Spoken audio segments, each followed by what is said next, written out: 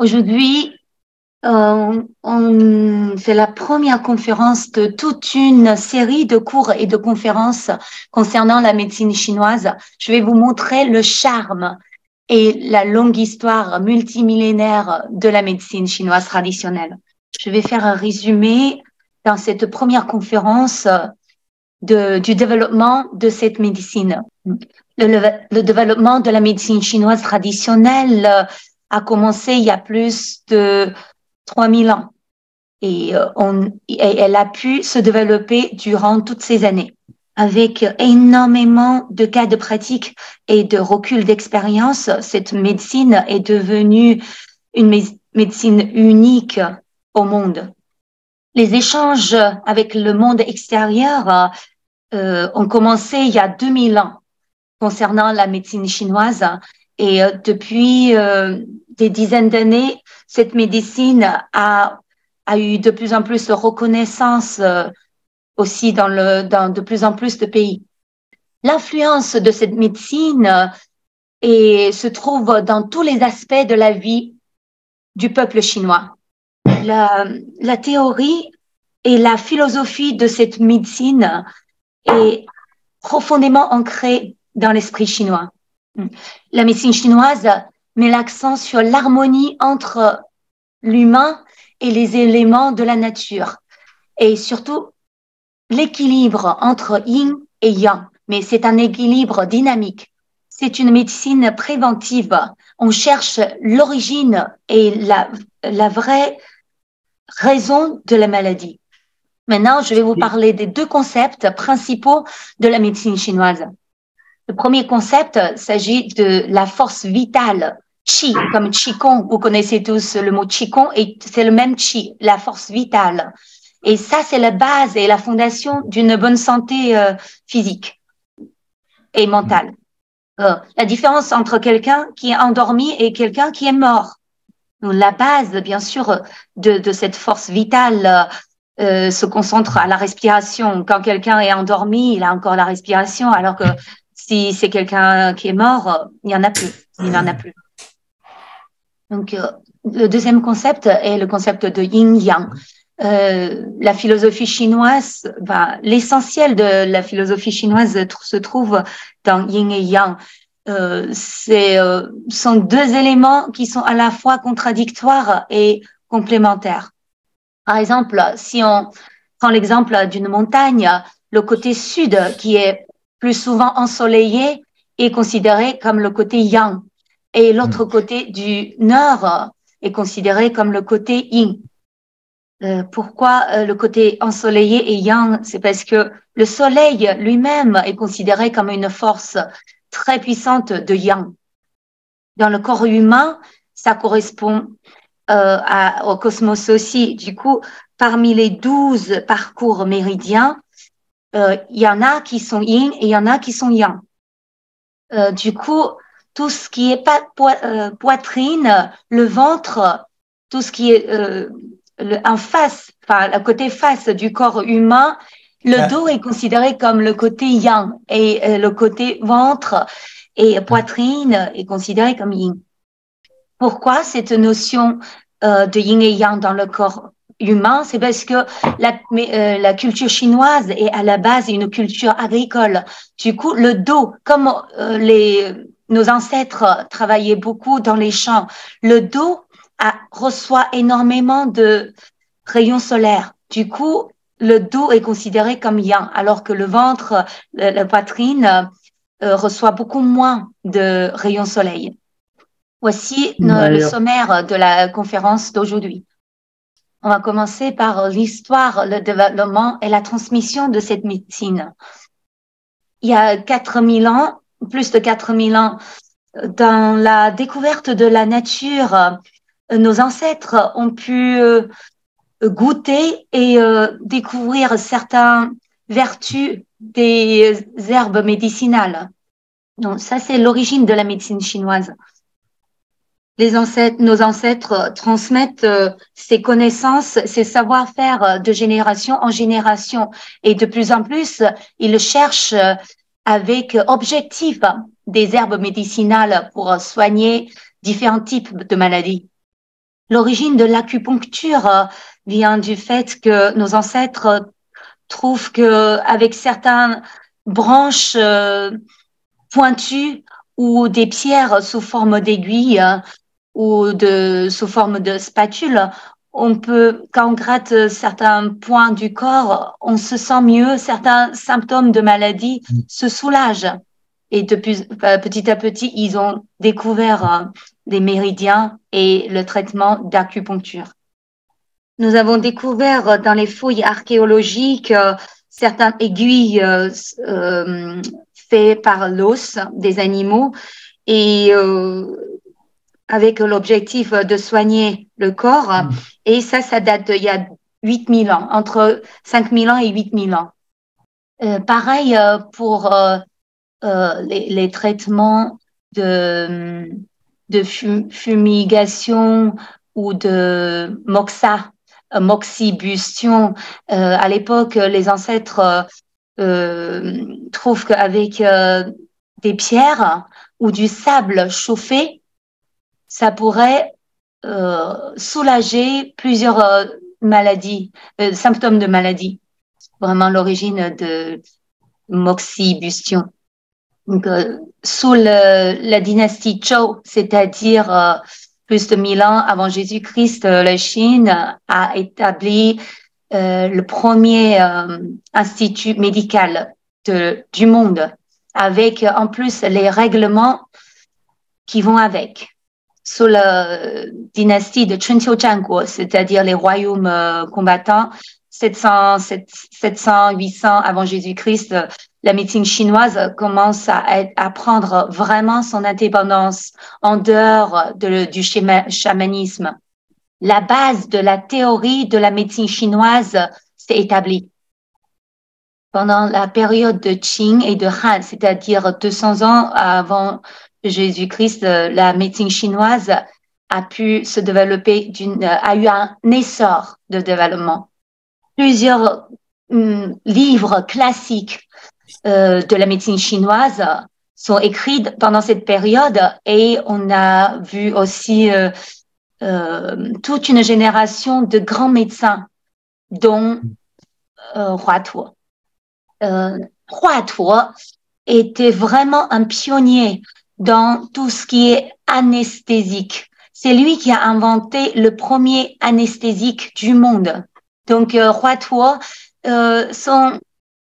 ces méthodes et ces décoctions anesthésiques a eu 1600 ans il a inventé 1600 ans avant la médecine occidentale, voilà.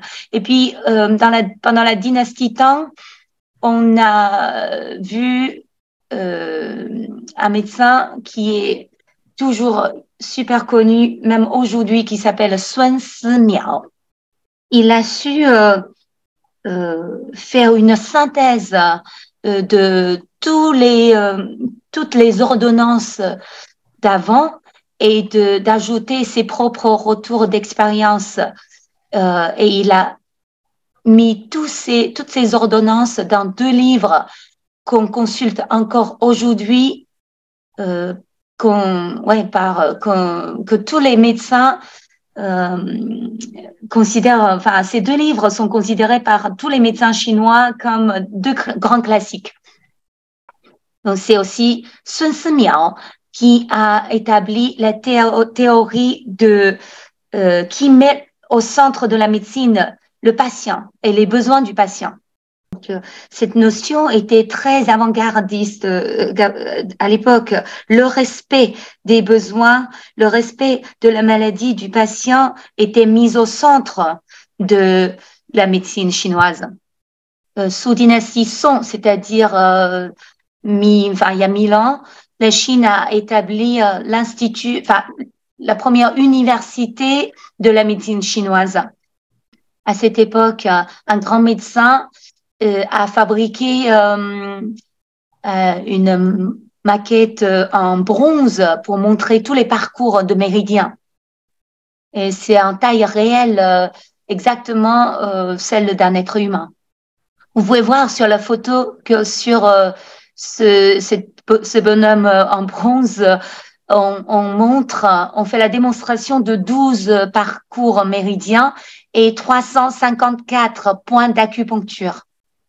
Et en plus, tous les membres et toutes les parties du corps sont démontables. On peut voir les organes à l'intérieur.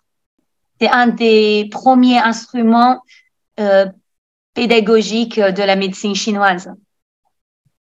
Sous la dynastie Ming, c'est-à-dire entre 1368 et 1644, on a vu la naissance d'un des plus grands médecins de la Chine qui s'appelle Li Shizhen. Il a consacré 27 ans de sa vie pour écrire l'encyclopédie de la médecine chinoise, des herbes médicinales. Donc, dans ce livre, il a collecté 1892 espèces. C'est un livre qui a contribué énormément au développement de la médecine chinoise et à la médecine du monde entier. La deuxième prouesse de cette dynastie concernant la médecine, le développement de la médecine chinoise se trouve dans la découverte du vaccin contre la variole. Sous la dynastie Qing, c'est-à-dire entre 1636 et 1900, nous avons beaucoup développé tout ce qui est soins contre les épidémies. Il y a même des livres spécifiques consacrés aux épidémies. On voit aussi la naissance d'un livre en 1830 concernant l'anatomie. Et ça, c'était un point tournant dans la médecine chinoise. Ce livre met l'accent sur l'importance de l'anatomie. Concernant la transmission de cette médecine traditionnelle, au début, quand il n'y avait pas de l'écriture, c'était de bouche à oreille. Et une fois qu'on a développé tout un système écrit, ça devient une transmission entre générations, de génération en génération au sein d'une famille. Et plus tard, on a développé le système de professeurs d'instituts d'enseignement. Donc, traditionnellement, les élèves de la médecine chinoise vont étudier chez les grands maîtres. Et bien sûr, après, on voit l'apparition des instituts officiels pédagogiques. Ces différentes manières de transmission ont pu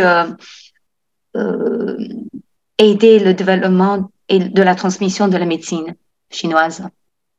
Tous les grands médecins dont on a mentionné tout à l'heure viennent de ce système de transmission entre maîtres et élèves.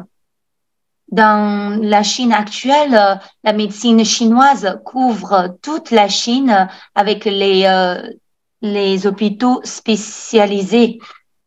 Dans toute la Chine, on a à peu près 3966 hôpitaux de la médecine chinoise qui soignent 900 millions de personnes par an.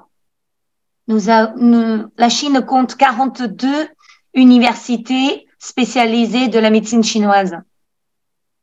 La médecine chinoise traditionnelle a toujours joué un rôle clé dans la lutte contre les épidémies.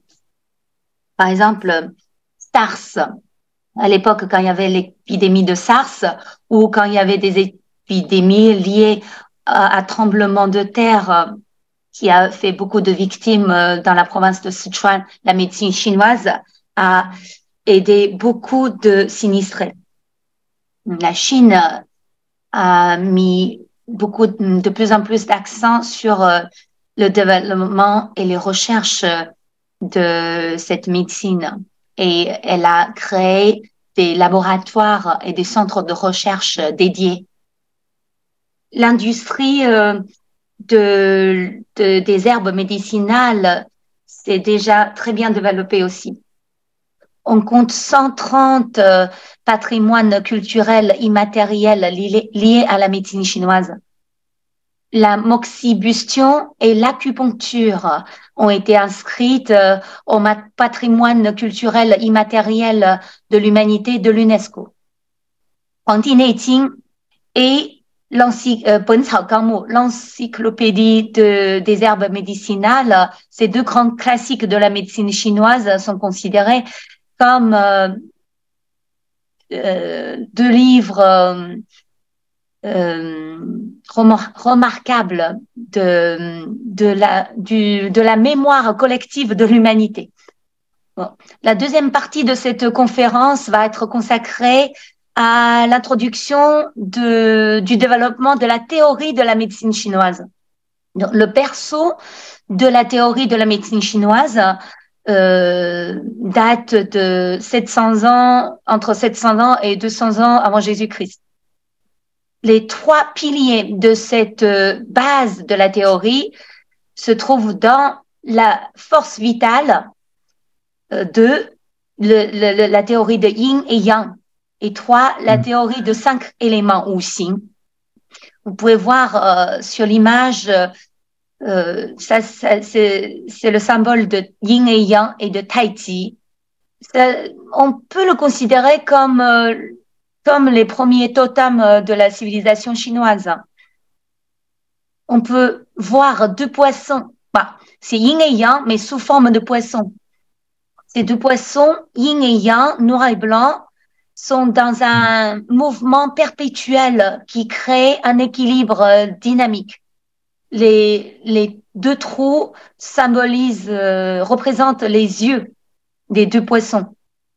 Et comme ces yeux sont éternellement ouverts, ça montre aussi que les médecins travaillent jour et nuit pour soigner les malades.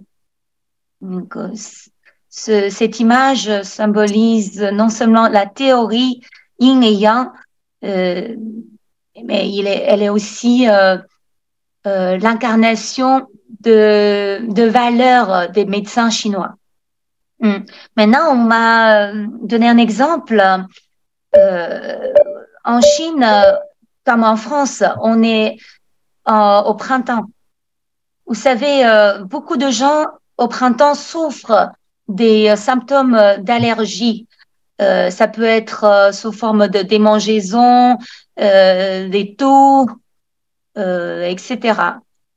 Dans la médecine chinoise, on considère ces symptômes comme un problème du foie, parce que le foie est lié au printemps et au vent, parce que le vent est l'élément principal de la saison du printemps.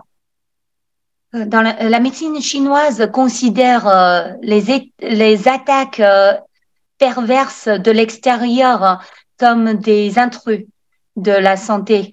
Et au printemps, l'attaque perverse principale se trouve dans le vent. Du coup, le vent pourrait attaquer le foie et créer des symptômes d'allergie. Donc, la base, le principe de traitement se trouve dans les méthodes qui visent à harmoniser le foie et d'éliminer l'attaque perverse du vent. Et avec ces méthodes, on pourrait adoucir, même éliminer les symptômes.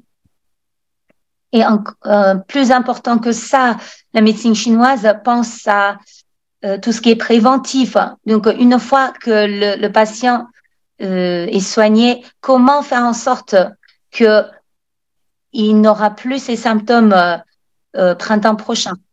La médecine chinoise vise vraiment à faire en sorte que ces maladies, ces symptômes ne reviennent plus.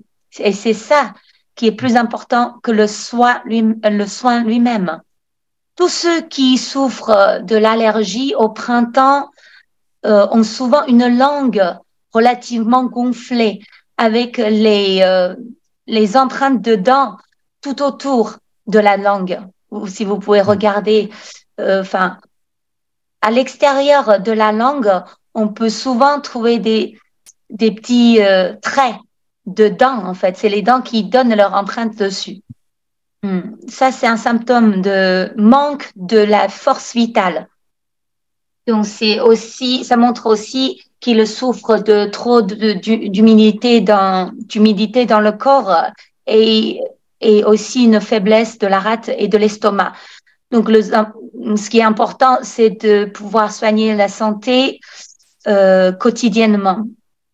Donc, le plus important, c'est de créer une barrière entre notre santé et les attaques perverses de l'extérieur. Une fois que cette barrière est renforcée, tout ce qui est intrus, tout ce qui est attaque extérieure ne pourrait plus nous affecter. Dans la médecine chinoise, on parle de renforcement de la force positive vitale. Et on a des médicaments qui renforcent cette barrière d'immunité, et dont Yuping Feng San. Vous pouvez voir cette planche qui vous explique l'importance du renforcement du foie au printemps. Dans la vie quotidienne, quand vous souffrez de tous ces symptômes du genre démangeaisons, urticaire, etc., il faut renforcer la force vitale. L'objectif de la médecine chinoise ne se trouve pas que dans le soin des symptômes. Ce qui est encore plus important, c'est de comment éviter que le patient souffre des mêmes symptômes après. C'est pour ça, on soigne l'origine du problème et après, on fait tout ce qu'il faut pour que ça soit préventif. Tout à l'heure, on avait parlé de la naissance et le berceau de la théorie de la médecine chinoise traditionnelle. Et maintenant, entre 221 et avant Jésus-Christ, pendant la période de Qing Han, c'est le développement de la fondation de la théorie. Donc, comme ce qu'on a dit tout à l'heure, on a vu la naissance de plusieurs grands classiques de la médecine chinoise. Shanghanza Pingluan, c'est un recueil théorique qui analyse des différentes catégories d'épidémies et il a aussi donné une base d'ordonnance et de diagnostic de ces maladies contagieuses. Shenong Ben Cao Jing est un livre qui a fait une synthèse de toutes les ordonnances de la période précédente pendant la dynastie de Qing et de Tang, c'est-à-dire entre 266 et 900. Les différentes catégories de la médecine chinoise se développent, et, y compris la chirurgie, l'acupuncture, etc. En 282, Zhenjiu Jia Yijing, un grand classique de l'acupuncture, voit le jour. Et c'est le classique le plus ancien de la théorie et de la pratique de l'acupuncture. Et entre 960 et 1368, c'est la période Song, Qing, Yuan, 3 dynasties, et de différentes grandes écoles théoriques de la médecine chinoise voient le jour. Entre 1368 et 1900, c'est-à-dire sous la dynastie Ming et Qing, beaucoup de livres d'intégration ont vu le jour. Nous avons surtout développé des traitements pratiques et théoriques des épidémies. Donc, on voit la naissance de cette nouvelle école qui s'appelle l'école d'épidémie. À partir de 1949, on rentre dans une nouvelle période où les méthodes modernes commencent à être utilisées dans le développement de la médecine chinoise traditionnelle. Et on va vous parler des deux spécificités de la médecine chinoise. La première spécificité, c'est la notion qui considère le corps comme un ensemble. L'être humain, l'humain est juste un élément de l'intégralité de l'univers. Nous devrions trouver une harmonie entre notre corps et le cosmos. Tous les changements et toutes les évolutions dans la nature, dans l'univers, ont un impact sur le corps humain. Le corps lui-même est aussi un ensemble, comme l'univers. Donc, il faut que tous les organes du corps, toutes les parties, tous les éléments du corps soient en harmonie pour qu'on soit en bonne santé. Dans le traitement, dans la diagnostic et dans le traitement des maladies, la médecine chinoise insiste sur la personnalisation des diagnostics et du traitement en fonction du climat, de la météo, du terroir et de la personne, de la spécificité de la personne. L'autre caractéristique de la médecine chinoise se trouve dans le diagnostic. C'est la base de diagnostic de la médecine chinoise. Maintenant, on rentre dans la troisième partie de la conférence qui explique comment la médecine chinoise traite les malades, soigne les malades. On va voir l'ensemble de la santé physique du malade en fonction des principes de diagnostic à la chinoise. On va définir une ordonnance personnalisée. Donc, nos méthodes restent très simples et faciles à comprendre. Je prends un exemple d'un patient qui tousse depuis une semaine. Donc, bien sûr, le problème, c'est les toux. Et après, on va juger c'est quel genre de toux. Et après, on va choisir des médicaments en fonction. Dans la médecine chinoise, en fonction de différents types de toux, on va soigner la santé dans son ensemble. Une fois qu'on définit le type de problème de santé, on peut rentrer dans la phase de soins. Et on a des soins extérieurs, on a des décoctions, des gélules, l'acupuncture et les opérations chirurgicales. Quand il s'agit des douleurs, l'acupuncture marche très bien. Et quand il s'agit des toux, on a des décoctions. La médecine chinoise pense que dans les toux, il y a deux sortes de toux. Il y a les toux liés aux attaques perverses de l'extérieur et il y a les toux liés aux problèmes de l'intérieur du corps. Quand on parle des attaques perverses, ça pourrait être attaque du vent, du froid, de la chaleur. Quand il s'agit des toux intérieurs, liés aux problèmes intérieurs, ça pourrait être de la faiblesse d'une certaine organe. Et en fonction de différents types de toux, on peut choisir de différents types de traitements.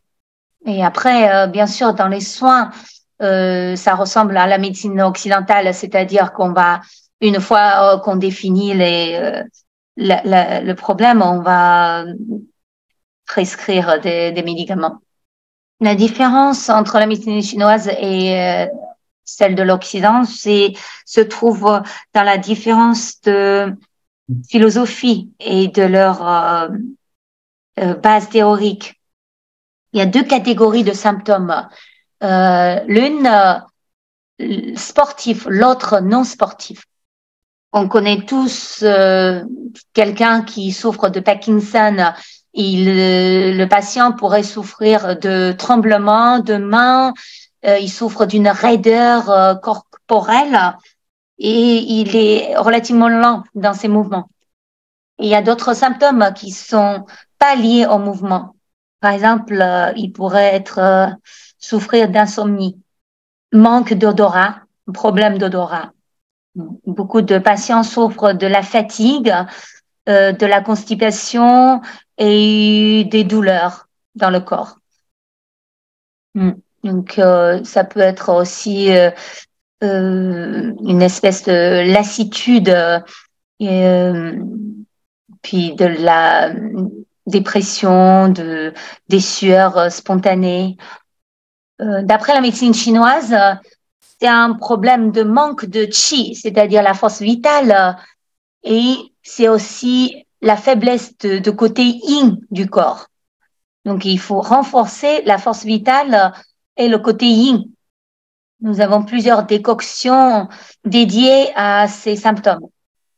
Si on parle de la médecine occidentale moderne, on va parler de la fatigue, de la basse tension, de l'insomnie, de sueur spontanée et des problèmes d'estomac qui se vident trop tardivement. Donc, pour soigner tous ces symptômes, la médecine occidentale va donner des ordonnances de différents types de maladies, différents types de médicaments, non seulement pour Parkinson, mais aussi pour l'insomnie, pour la basse tension, etc. Du coup, à force de prendre tout type de médicaments contre tous ces symptômes, le patient pourrait souffrir de la faiblesse du foie et de ses reins. Les effets secondaires liés à tous ces types de médicaments pourraient créer d'autres problèmes. Alors que si on utilise la médecine chinoise traditionnelle, comme on considère le corps comme un ensemble, à travers une décoction, on soigne tous les symptômes. C'est ça la notion de prendre tout le corps comme un ensemble intégral. En plus, on a aussi l'acupuncture pour renforcer l'effet, plus le massage, pour renforcer l'effet des décoctions. Par rapport à tous ces médicaments de tout type de la médecine occidentale moderne, les décoctions, le massage, l'acupuncture ont très très peu d'effets secondaires. Maintenant, on va rentrer dans la 4e partie de la conférence, c'est-à-dire l'influence de la médecine chinoise. Donc, en fait, la médecine chinoise est non seulement des méthodes de soins, mais aussi toute une culture. Cette culture est ancrée profondément dans tous les aspects de la vie du peuple chinois. Toutes nos valeurs liées à la nature, à l'humanisme et aux valeurs morales se concentrent dans la médecine chinoise traditionnelle. On parle beaucoup de l'harmonie entre l'humain et les éléments du cosmos, de l'univers. Ça, c'est vraiment la concentration de des notions de la médecine chinoise. 30% des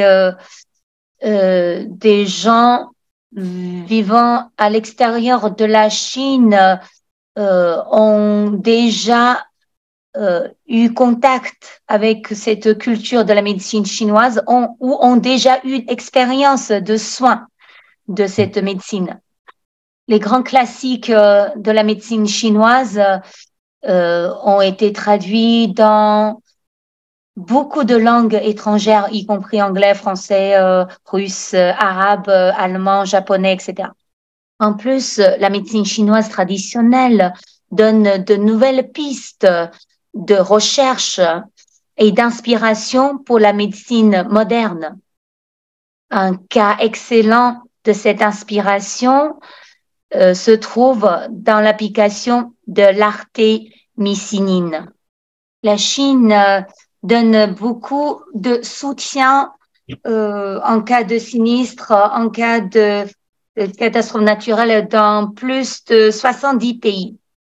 La médecine chinoise a contribué énormément dans la lutte contre les épidémies, notamment SARS et Covid. La 5e partie de la conférence, je vais vous parler du développement et de l'influence de la médecine chinoise en dehors de la Chine. La médecine chinoise est maintenant reconnue par beaucoup d'organisations internationales, organismes internationaux. L'Organisation internationale de la santé a intégré la médecine chinoise comme une partie très importante de la médecine traditionnelle mondiale. En 2019, l'Organisation mondiale de la santé a intégré la médecine chinoise traditionnelle dans son grand livre de classification de maladies internationales dans le but de faire les recherches sur la médecine chinoise d'une manière standardisée. La Fédération internationale de l'acupuncture compte 194 membres venant de 53 pays. L'Association de la médecine chinoise mondiale compte 251 membres qui viennent de 67 pays. Dans beaucoup de pays, on a maintenant des centres de recherche ou des cabinets de la médecine chinoise. En France, en Allemagne, au Canada, aux États-Unis, en Israël, partout dans le monde, on voit des centres de soins de la médecine chinoise. Les peuples étrangers commencent à reconnaître de plus en plus l'importance de cette médecine. La médecine chinoise s'est développée dans plus de 183 pays et régions. 有中国政府与40多个国家的政府和地区以及国际组织签订了与中医相关的合作协议。La Chine a signé avec plus de 40 pays des traités de développement et de partenariat liés à la médecine chinoise et aux herbes médicinales. 来自世卫组织的统计资料显示，目前有113个会员国认可使用针灸。D'après les statistiques de l'Organisation mondiale de la santé, 113 États membres reconnaissent l'acupuncture. Maintenant, je vais vous parler du développement de la médecine chinoise en France. Depuis 100 ans, on a eu 4 phases de développement. La première phase, c'est l'arrivée de la théorie et des méthodes pratiques de la médecine chinoise. Donc, la première phase se trouve entre le début du 19e siècle et jusqu'au milieu du 20e siècle. Et la deuxième phase de développement commence en 1990 jusqu'au 2006. Pendant cette période, dans les instituts de médecine, dans les facs de médecine, on a créé un diplôme d'acupuncture. Et il y a aussi, on voit la naissance de certaines écoles de la médecine chinoise. La troisième phase commence en 2007 jusqu'au 2014. Les 2 gouvernements ont signé des accords de coopération dans le domaine de la médecine chinoise et on a vu la naissance d'un comité de partenariat. La phase commence en 2015 jusqu'au 2018 dans de nombreux hôpitaux nationaux de la France. On a vu la création des centres de soins de la médecine chinoise, ce qui contribue à la coopération internationale concernant des maladies difficilement soignables. Mais on doit dire que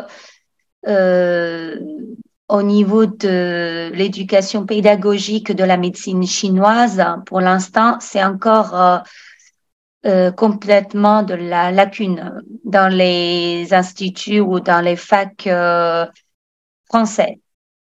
Les écoles privées de la médecine chinoise ne sont toujours pas mainstream dans ce domaine. On cherche à faire en sorte que la médecine chinoise ait un statut légitime dans la médecine moderne en France. En conclusion, je vais vous parler de la rate, qui est considérée comme la base de santé, la fondation de la santé acquise, parce qu'il y a la santé innée et la santé acquise. Le manque d'appétit. La rate s'occupe des 4 membres et de la digestion. Donc, quand on a cette lassitude et on a cette fatigue, ça veut dire qu'on a une faiblesse de la rate. Donc, la décoction dédiée s'appelle Gui Pi Tang, la décoction de la rate, dédiée à la rate. Donc, comment renforcer la rate pour que ces symptômes une fois apaisé, ne reviennent plus. Donc, il faut faire attention à son régime et puis faire du sport régulièrement. Comme la couleur de la rate, parce que chaque organe a sa couleur dédiée. Et la couleur de la rate est jaune. Et du coup, la médecine chinoise propose aux patients qui souffrent de ces symptômes de manger des aliments qui ont une couleur jaune, comme le potiron, comme les carottes, comme les oranges. Et au niveau d'hygiène de vie, il faut éviter de veiller jusqu'à minuit, 1h du matin, ce qui est très courant dans la vie moderne. Trop de pensées négatives atteignent la santé de la rate. Donc, si vous voulez protéger et renforcer votre rate, il faut rester en bonne humeur. Courir, pratiquer du tai chi, du kung fu, tous ces exercices aident à la circulation de la force vitale et ainsi renforcent la santé de la rate. Nous, on dit que les reins sont la base de la santé innée. Donc, cette santé est donnée par nos parents, par notre patrimoine génétique, alors que la rate est notre santé acquise. Donc, dans cette vie, faites tout pour renforcer la rate. Et le bien-être d'un corps humain vient de toutes les mesures préventives. Donc, on dit que les médecins médiocres soignent les patients.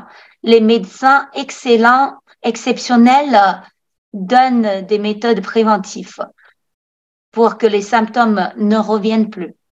Renforce la base de la santé innée et acquise. C'est vraiment l'essentiel. Peiyuan, c'est une expression de la médecine chinoise qui veut dire qu'il faut renforcer cette santé innée et de cette force vitale qui est Qi. Ça me fait penser à l'amitié franco-chinoise. Non seulement on a déjà une amitié traditionnelle, mais on a aussi besoin de l'arroser, de le cultiver d'une manière constante. Et c'est à travers les associations et les échanges culturels entre nos deux pays, qu'on arrive à renforcer cette amitié. C'est comme ça qu'on arrive à faire en sorte que cette amitié perdure. Je vous remercie pour votre attention et je vous invite à aller en Chine, à Nankin, pour découvrir le charme de la médecine chinoise. Je vous souhaite une excellente santé.